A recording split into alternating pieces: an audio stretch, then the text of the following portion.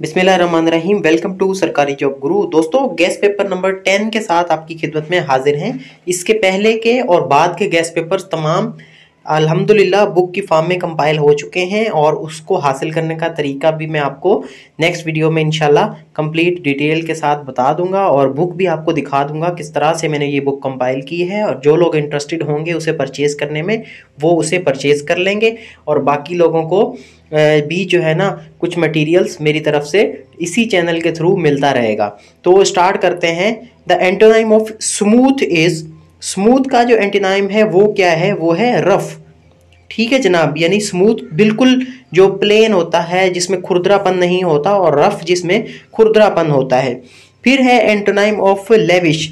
Lavish का मतलब ये है कि बहुत ज़्यादा जो एडवांस्ड हो, बहुत ज़्यादा अयाशी के उसमें आ जाता है लेवी में, ठीक है ना, अयाश पसंद, ठीक है।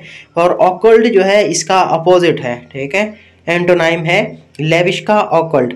फिर क्वेश्चन नंबर 10 और 8 मैंने स्किप किए हैं, ये इस प्रोसीजर में है गैस पेपर नंबर 10, तो इस वजह से इसमें से कुछ क्वेश्चंस ओमिटेड हैं।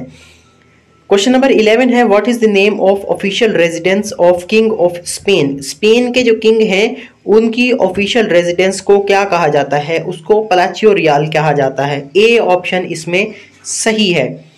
फिर है which of the following is famously known as battlefield of Europe. ये इस तरह से क्वेश्चन आते हैं कि बैटलफील्ड ऑफ यूरोप किसको कहा जाता है? तो वो ऑप्शन डी है बेल्जियम। बेल्जियम को बैटलफील्ड ऑफ यूरोप कहा जाता है क्योंकि वर्ल्ड वार 1 और वर्ल्ड वार 2 की जो बड़ी लड़ाइयाँ हुई थी वो इस जगह पर हुई थी, बेल्जियम के अंदर हुई थी। ठीक है जनाब, तो ये इसकी एक बड़ी वजह है कि इसको बैटलफील्ड ऑफ यूरोप कहा जाता है। और बेल्जियम, इसकी एक और भी वजह यह है कि बेल्जियम क्योंकि एक न्यूट्रल स्टेट थी, ये खुद तो नहीं लड़ता था लेकिन इसकी न्यूट्रलिटी की वजह से दूसरे जो इसके हामी थे उनकी दूसरों के साथ लड़ाइयाँ होती थी, तो इस वजह से इसको बैटलफील्ड ऑफ यूरोप कहा जाता है। फिर है question number 13 Glasgow is the famous port of UK का सही ऑप्शन है सी ऑप्शन बिल्कुल सही है। 14वां क्वेश्चन है कि Heathrow is the airport of UK. ये भी यूके का एयरपोर्ट है और वो ऊपर जो ग्लासगो था वो फेमस पोर्ट है, ठीक है, बंदरगाह जिसको कहते हैं वो है। फिर क्वेश्चन नंबर 15 है सबीना इज द एयरलाइन या फ्लैग कैरियर ऑफ। सबीना किसका फ्लैग कैरियर है? ये रशिया का फ्लैग कैरियर है, ठीक है, रशिया की एक एयरलाइन है। फिर है who is father of biology. Biology के फादर किसको कहा जाता है? वो है अरिस्टोटल को कहा जाता है, अरस्तु को फादर ऑफ बायोलॉजी कहा जाता है।